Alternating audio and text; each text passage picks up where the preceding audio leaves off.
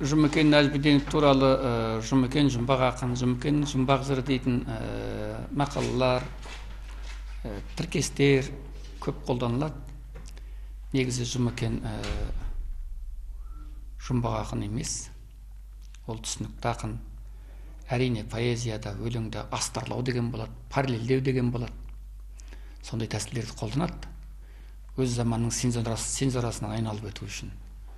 Ал ол өлеңді жұмбаққа айналдырмайды. Оны кісі білу керек, тыңдау керек. Өлең оқыған кісіде ондай сана болу керек. Шынысы Мақанұлы деген ағамыз болған, ұлтшыл кісі болған.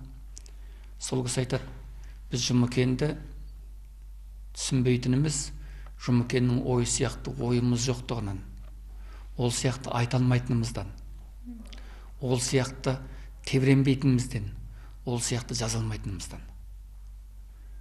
Ең кемінде біз Жұмекен сияқты ойлай алсақ, Жұмекеннің өлеңі бізге түп түсінікті болар еді деген Шынасы Мақан айтқан.